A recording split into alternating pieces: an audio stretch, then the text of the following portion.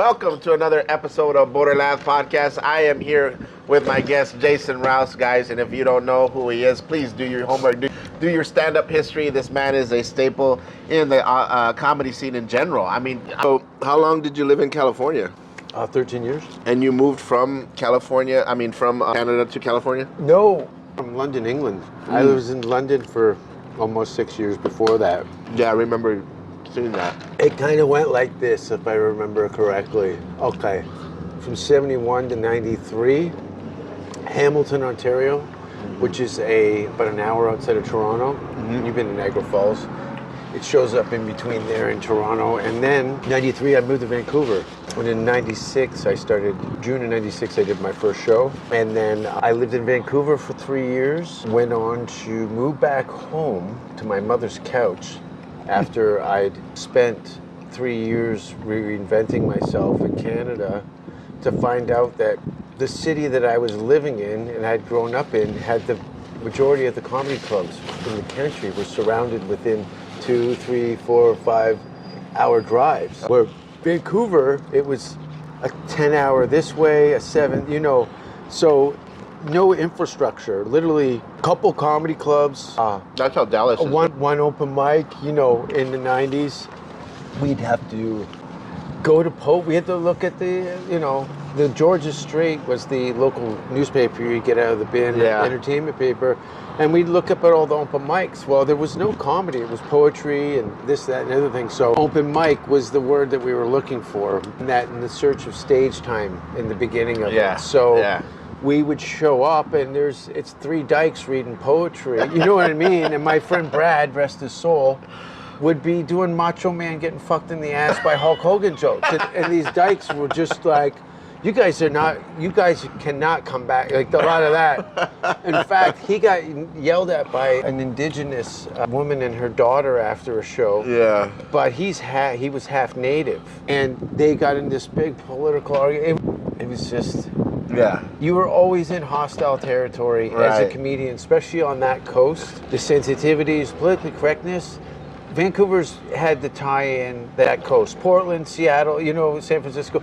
That kind of... I did experience that when I did comedy up there in New York. It was definitely different, and... they have their own clock. Yeah. Their own time, their own space. It's very unique. I think that's when you get it in...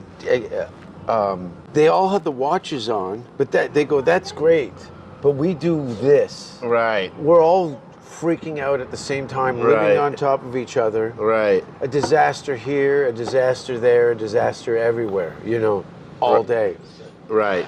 No, you're absolutely right. And your experience as a comedian kind of sees those shifts in the human element, you know what I mean? And that's why I didn't want to hear about it. I wanted to see it in my own timeline. Right. And experience that. I'm not having meetings with politicians or city planners, but I can see how people work in the city center. Like Mexico City, for example. Yeah. California, right? Yeah. You're going to run into them. Yeah.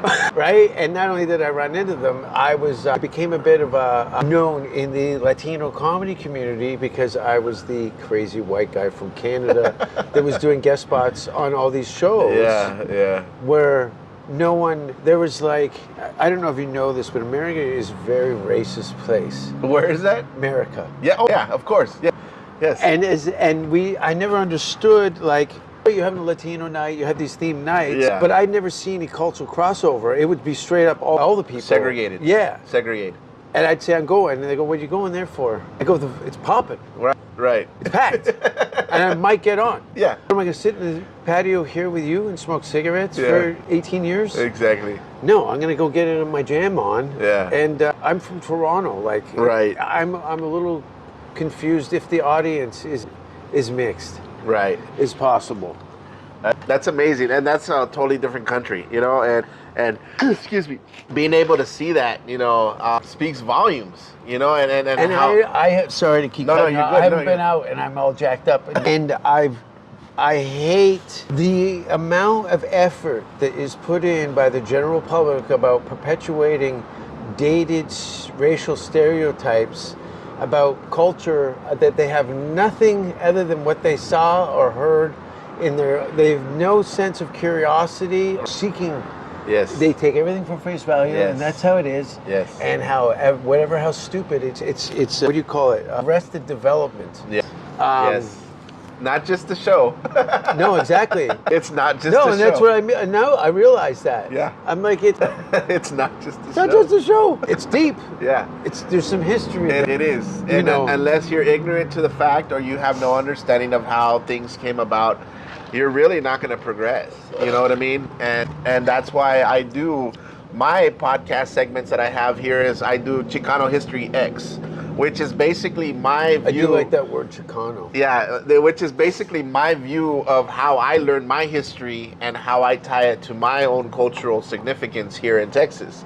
I do these history reels where I take it on my perspective on how I learned, you know, and what I learned from how this was basically a whole takeover, you know, as far as how this used to be Mexico and how things came about, how the land was stolen, basically, and sold. So there's a lot of stuff that I'm goes Canadian, yeah. so there's the same shit. Yeah, there's so much stuff there. It's all stolen. We're standing on rape and murder. Yeah. All day. Yeah. I'm not happy about it either. Yeah. I don't even have a family. I was raised by Canadian wolves. And if you're wondering, I can lick my balls. I just need somebody over 300 pounds to sit on my shoulder blades to force myself in the circle of life. So guys, if you don't know, this is Jason Rouse. We have him as a guest today. I compare your comedy now. I think you're like today's Andrew Dice Clay, if you allow me to I give thought you that so title. too until it passed. And a lot of stuff that you know, pushing the envelope, pushing that boundary, and where it makes people like, is this comedy? Yes, it is. I like that. You know what I mean? Is this comedy? Is this comedy? Like, my God, he's so grotesque because I've literally watched people physically watching your set, like the faces they look where they're just so like on board, like not on board, but they still want to hear what you want to say.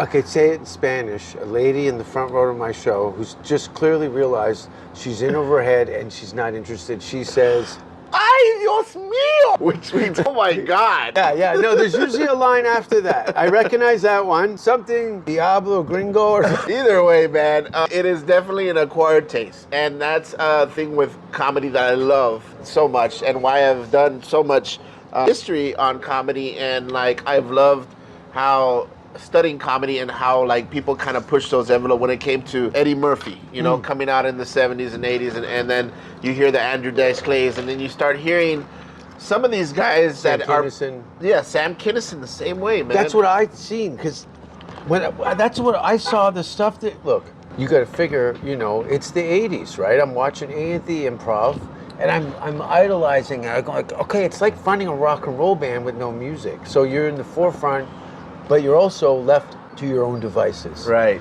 So as a kid, I'm trying to measure that. I've never been in a bar. I don't know how this adult entertainment works. Yeah. But then, as you started to see, you know, a lot of the things that I'd learned were through the Arsenio Hall show.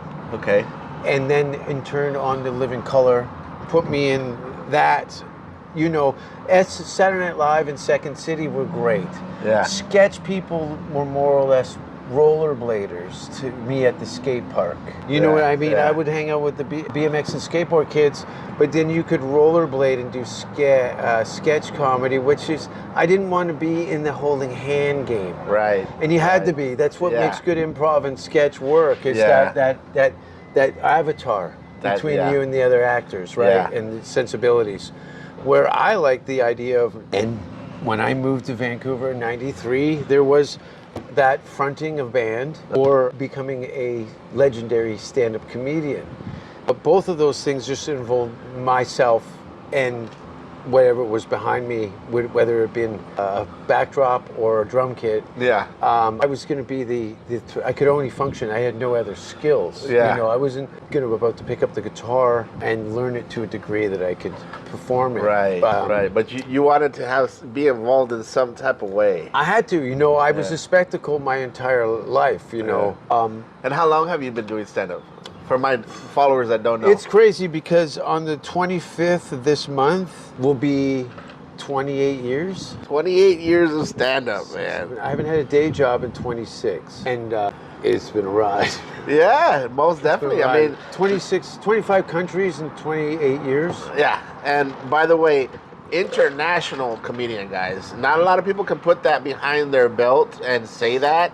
International comedian, and that says a lot, you know, and that's based on his experience and being in front of crowds and what. Well, there's two things, right? Like I said, in Living Color, right? Yeah. Jim Carrey, yeah, the Wayans brothers, etc. Jamie Foxx. So there's this, and then then I got Jim Carrey, right? Who's like this he's a god in the comedy world. Mask that goes on, and he's Canadian. He grew up. That's right. He was 20 minutes from my house. So I already had an idea of like, John Candy's from here, Dan Aykroyd's from there, Mike Myers. Yep. Well, Russell Peters.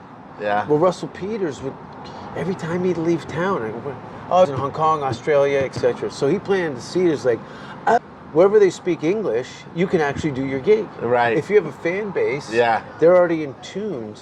And his stand-up special from early 2000s, yeah, it was posted on the internet, and it instantaneously, and what we were saying earlier about mixed audiences, is Russell was already culturally, he was dealing with first, second generation immigrants from all over the world. Right.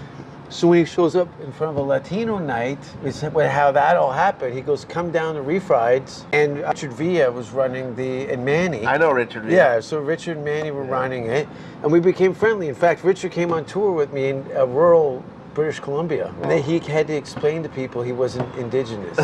They didn't believe him. They asked him what tribe he was from. Anyway, so that made it okay. I still haven't had my Ace Ventura movie, but I will pursue the global aspect of doing comedy in English anywhere that they understand me. That's great. Yeah, and like I mean that makes a great point. Wherever there's English, that's your act, you know. And I had a phone call. See, I do it for this kind of shit. It's kind of, I get a call from Jesus Trail. And he goes, dude, I'm in a comedy club in Mexico and your picture's on the wall. I go, I was there. He goes, what the fuck? I go, high fives everywhere. Yeah, he was pretty stoked. So you're a legend in your own right, man. And you always had this like, I love the fact that it's kind of like a anti-establishment type of punk view to comedy. Like, fuck you, I'm not going by the norms, I'm doing me. And that's so fucking punk. And like the fact that you're opening up for bands and shit. Well, that's how I when I made the choice to focus on comedy, I literally had told friends in my social circles, because I was hanging out with bands in Vancouver. Yeah. Shout out Minority, band from the early 90s. And I'm still friends with those guys. I was, when I was stalking them to see, I didn't know how you do music and and I see these old punk rock kids in the hip hop, they're in the Wu-Tang Clan and like Slayer, you know what I mean? Yeah.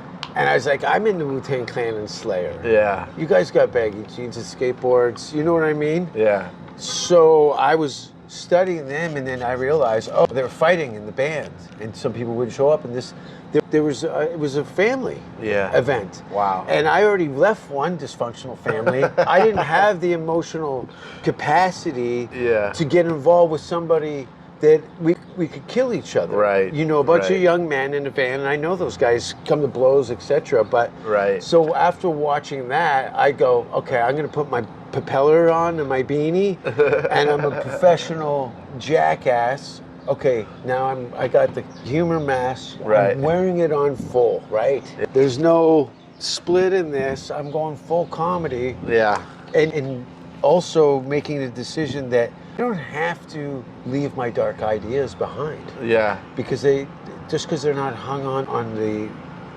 umbrella of music. Right. I'll take everything from Charles Manson to Andrew Dice Clay. Yeah. You know what I mean? Yeah. Like a cult guy who's lost it and decided that he's going to fuck his dog and he's going to make all the kids watch. You know that guy. Are we recording? You know what I mean? Like, because I said, Jim was such a risk taker. Yeah. as far as the comedy went. And Yes. I always loved that leap of faith. He did all those act outs without even like, I've seen his old stand up, and that's what attracted me to doing. All those characters are manifested into In Living Color. Yeah. All on stage. Yeah. He started off all on stage. Yeah. Same thing with Adam Sandler. Fire Marshal Bill. Yeah. He would do that during the shows. He'd come in as a, looks like there's a lot of fire here. Next thing you know, it was, It was perfect. I wonder if I can still. Okay. It's not going to work with the beard because you got to get the neck stretch. Yeah. But the lip. But you. And Let me show you something. next thing you know, you're making fish sticks. I haven't done that in 30. I haven't done that in 30 years. Yeah, it was a lot of us doing impressions of funny things that we'd seen on TV that week. Yeah. So The Kitchen became a Broadway musical from hell. Drunk young men that were annoying girls to tell dirty jokes to each other. That's the hilarious. girls couldn't understand. Why do you pay us attention? We put lipstick on. I'm like, you got to see his Jim Carrey impression. And I would do that. I just remembered. I got yelled at by my friend's girlfriend because it was her birthday and I drew the attention away from her. And then I got in trouble for putting my face in the cake. They threw me out. And then I got in the back of my friend's pickup with the cover on it, a toggle cover, whatever. Yeah. And I fell asleep and he was driving back to his town. That's hilarious. And I'm like, he's like, what the fuck are you doing in there? I got thrown out for doing the Fire Marshal Bill birthday cake bit. They were pissed. That's hilarious. Anyway. That's hilarious.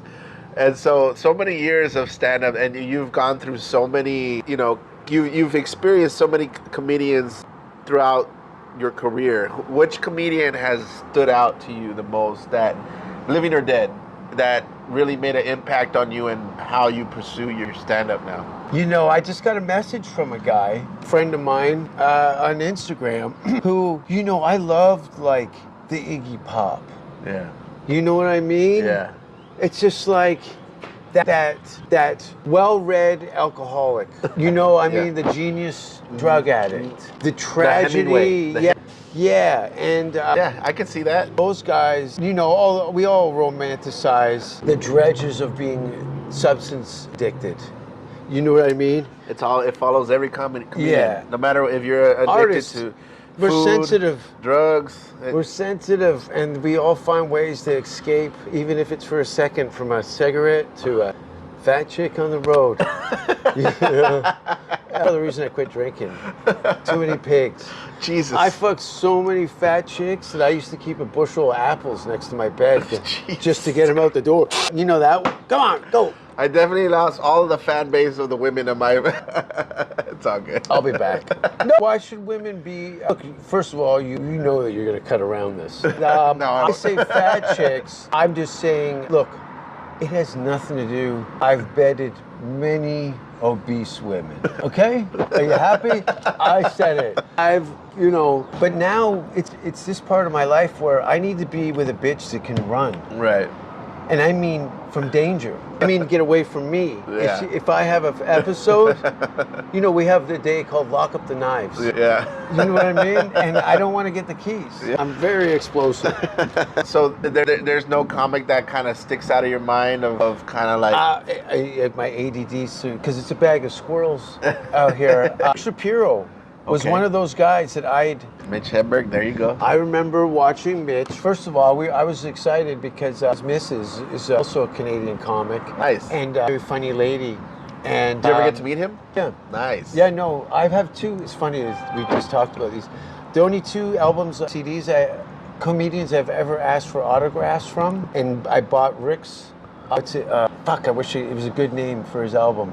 It's a blue album, Rick Shapiro's album. It's his first and almost album. And then, I can't remember the name. It just said Rick and Mitch. So Mitch had a weekend booked at the Toronto Yuck Yucks. Yeah. I want to say 20 years ago. Yeah. Maybe longer. I got a photo of it, actually. That's awesome.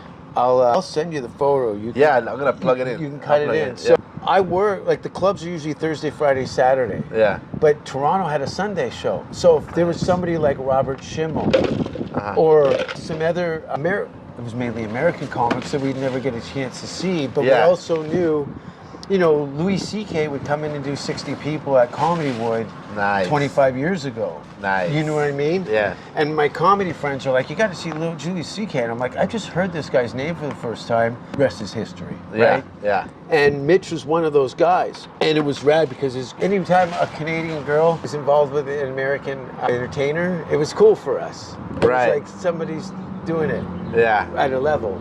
That's anyway, awesome. He'd come in and he'd done an hour and a half. I've never seen anybody do more than 55 minutes. And he did the upright bass. His buddy. Yeah, I remember that. Who was also a comic. And I'm talking like a half full show on a Sunday, doing an hour and a half. And it's just magical to watch. There's just I watch Kevin Hart, same thing, when he was called Little Kev.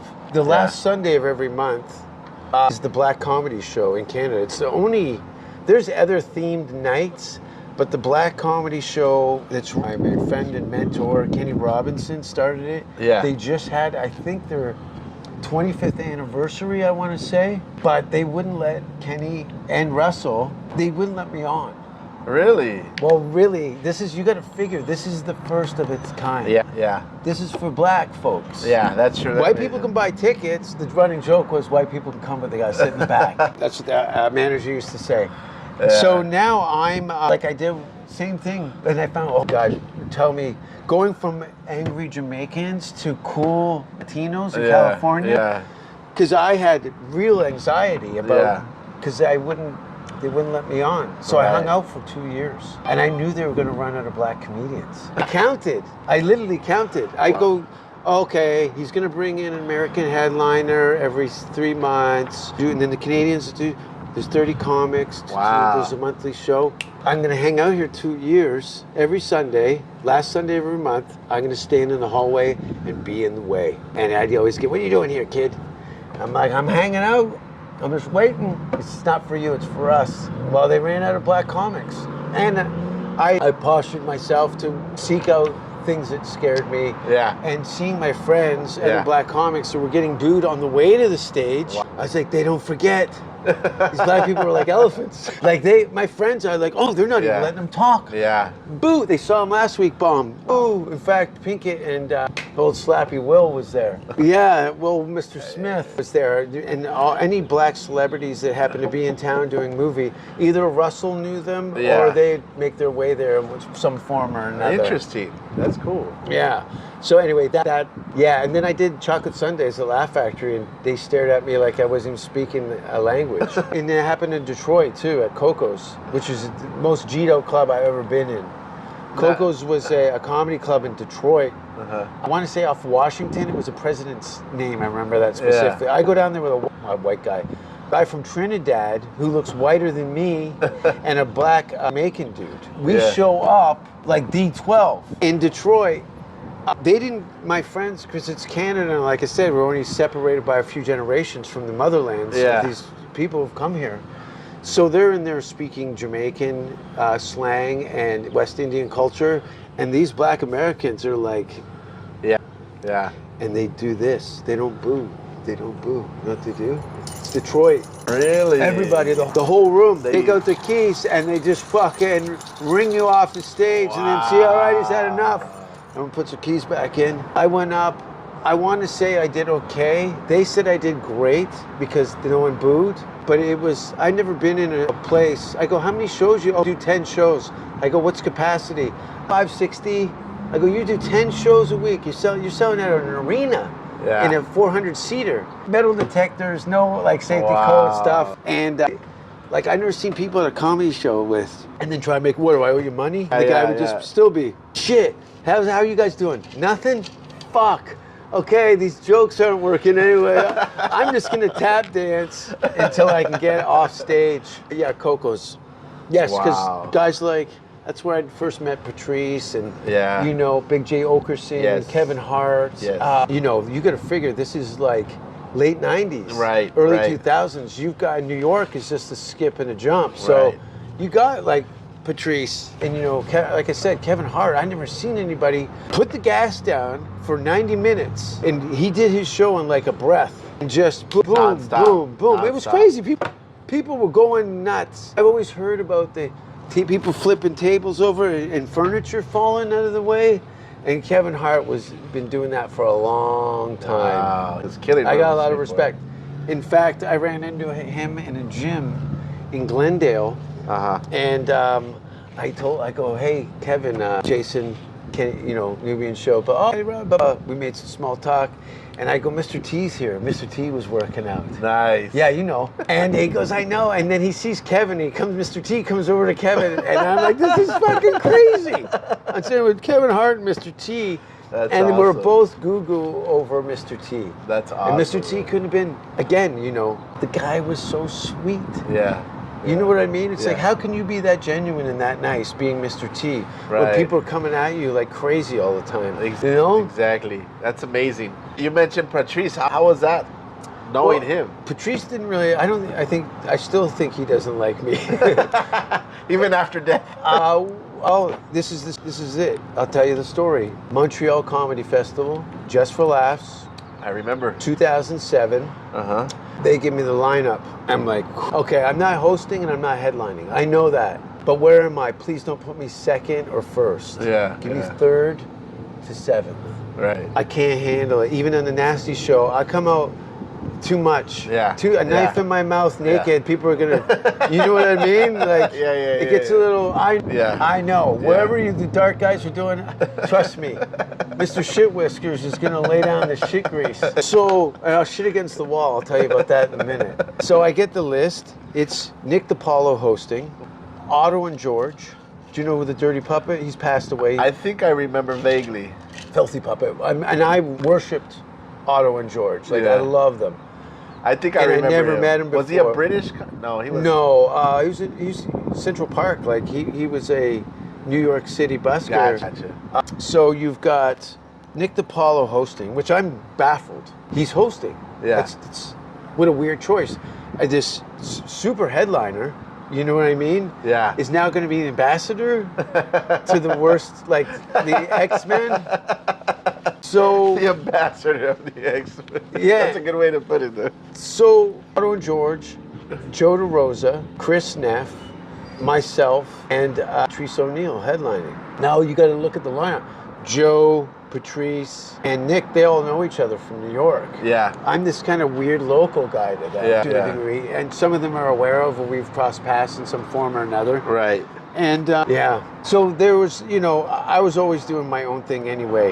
Yeah. I'm always alone in the crowd. But I think I don't know what triggered him, but I had a night off. Now, when you do the Nasty Show, you do more shows than anybody else. It's the most sold out show. It's the most stage time you can get in that festival is doing the Nasty Show. Yeah. And Patrice saw the early stages of Elephant in the Room.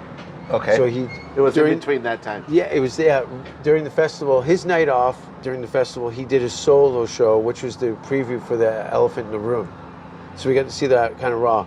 Well, the booker, who's now the head of the comedy department for Netflix, is Robbie Pra.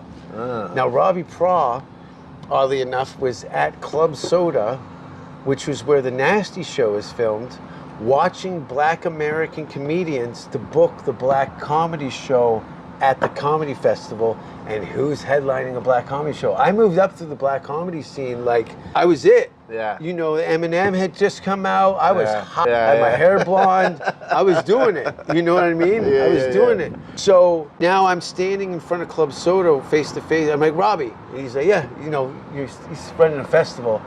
I'm on his don't give a shit list to a degree. He knows I can handle myself and I'm a professional. Yeah. And I go, Robbie, can I get on the Uptown show? And he goes, come with me. And we scoot over to the Metropolis down from this Club Soda to about 2 blocks, and we go in because I go at starting like in 10 minutes. We can do this, and he just goes yes. I was like thankful, so we beeline it over. I think it was Bruce hosting. Yeah, there was some royalty in there. Yeah. Anyway, Robbie tells Jason, Bruce is super nice. Jason, nice to see you. And he looks great. It's Bruce. Yeah. You know what I mean? Yeah. Great. Just a warm man. Yeah. And he looked great. I love his style. So Jason Rouse, nice to meet you. Okay, we'll put you on here. I'm like, all right. I go out and I unload. Now you got to think around that time, I just headlined a show in Johannesburg called Blacks Only. Yeah. I had to wait for about 3.5 minutes for the audience to stop laughing when I walked on stage.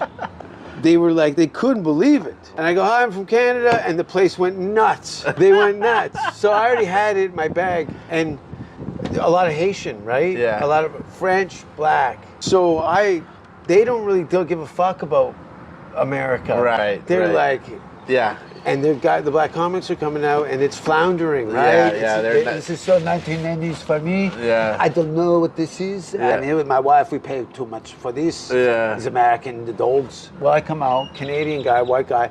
I had a little, East Coast, West Coast flavor to it because I'm a white guy from Ontario in a black comedy club, and they're begging for it. Right. They're hot. Yeah. Yeah. Just no one's pulled it. Give me something. And I gave it. I divided the room because I said there's a lot of, see a lot of couples here tonight. See here we got some black guys with fat white girls. It's nice to see you.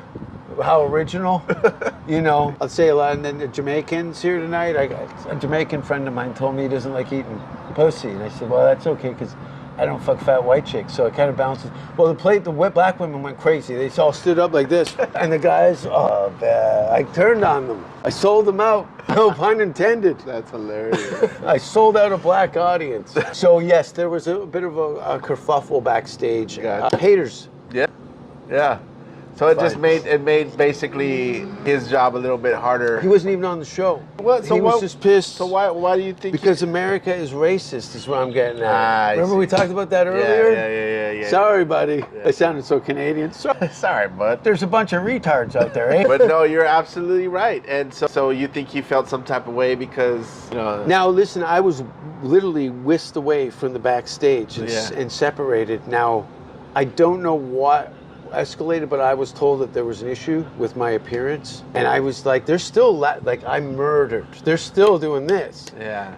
I've had so many situations where I've left the stage and all hell broke loose. In front of an applauding audience, they're like, this is it, and I'm like, what? And they're like, should I go back out? No, you're in a lot of trouble. I got cut out of an HBO show for that reason, for being a murderer. But I'd asked for the copy of it. Fortunately enough, it is on YouTube. You can watch it. It's HBO. It never aired. No. I was removed for being too filthy. And this is Jim Jeffries, Andrew Dice Clay, Jim Norton. Yeah. I think Joe was on that. A couple ladies. Yeah. But they go, why were? Yeah. That's because look, man. I'm unrapeable. No, like I'm serious. Like my abilities. Because I don't function in a situation where I'm being exploited. Right. And there's a lot of people that come in with their neck and go drink. I got nothing left. I just got me. Yeah. And people don't like that. Yeah. You know what I mean? It's not. I've collaborated. I've worked with multiple people. Yeah. A movie came out yesterday, and some other shit coming out too. I've worked with a lot of different facets, but in the stand-up comedy community, which is not, it's not a team sport. It's not a race, it's a marathon. Yeah. And just because it's popular, it doesn't mean it's good for you. Exactly. So, unfortunately, the American dream is very intoxicating. And it should be, because it's a high thing to achieve for anybody. Right. For somebody like myself, who's a green card holder. Yeah. Of 16 years now, I'm an alien with extraordinary ability. That's the government has me labeled as. I'm an alien with extraordinary ability. So I have the luxury of doing everything but and a gun. Is what I was told. Amazing. But I think I'm applying for citizenship. I think in November. Okay. I'm going to start working that process. So I might be, you might have a bigger problem than you had before, because now you can't get rid of me. You're here for life, man. That's I what like it's it. like. I'm fine. I say a bunch of dirty words to alcoholics. Everything's fine. Yeah. Everything's fine. Well, guys, if you haven't checked out Jason Rouse, please check him out online, and you'll definitely know exactly where this podcast has gone through. And so when's your next show coming up? What's going on for Jason Rouse? My next show, literally, is in Copenhagen. I'm performing at the Copenhagen Music Festival with Slipknot and Cult and a bunch of, there's got to be 50, 60, 200 bands over the course of 4 days. So I'll be hosting the beer garden. There you go. I had to look at the word in Danish in my head and then translate it. Beer garden. And I start my Canadian tour after that. All July, August, September. So you're going to be gone for a while. 3 months. I gotta go get paid. Yeah, you got to get your money, man. I enjoy sitting in the sun, hanging out with you, eating spicy food, which was delicious. What's the name of this place? El Perritos. Yeah, let me know what that was my last part of the conversation here. What did you think about El Perritos? It's excellent. In fact, I'm going to make a mission to systematically move through the menu and try as many of these things. Because I got to be honest with you, everything on the menu, I didn't necessarily recognize all the words. Yeah. And I'm dyslexic and I'm blind. So it's a double jeopardy. There you go. No, great food. Awesome. I'm always experimental. I've eaten whale. Interesting. Yeah, it is. That's all it is. It's interesting because it tastes like the bottom of a rowboat. Oh, yeah. It's like it was salt and sea meat, and it was very. You know when your old running shoes were all jacked up, and then you'd pull the insole out, and then that rotten gray piece. Yeah. That's what it tastes like. Oh my goodness. You sliced it in it. Yeah, if you could try whale, that's exactly what it sounds like it would taste like. Puffin, not too bad. Interesting. It's like a little penguin. I know what that would. And they slice it and pickle it. But again, I don't want to eat anything that has a personality. It's kind of hard to do. Unless she's 350 pounds in Winnipeg. Isn't that right? Sorry, ladies. I couldn't help myself. Anyways, guys, that has been our episode here at El Perritos, filmed on location here in South Austin, guys. If you want to come out and check out Jason Rouse before he goes out on tour, come check him out. Check out his online. How can people find you? Jason Rouse, 666. 666, right? No, just one word. But go to jasonrouse.com and it has everything there. All my tour dates are up. But yeah, on like about 40 cities in Canada. Yeah. And then October, actually I'm trying to get over to Mexico. I'm going to do Germany in Halloween. But yeah, I want to go back. I think in November, I'm trying to set up some gigs in Mexico. Awesome, brother. Yeah. Well, that's been another episode of BorderLaughs podcast, guys. Thanks for tuning in. If you like this episode, please like and subscribe and always follow. Thank you so much for joining us. Ate Guacho. I'll see you guys later.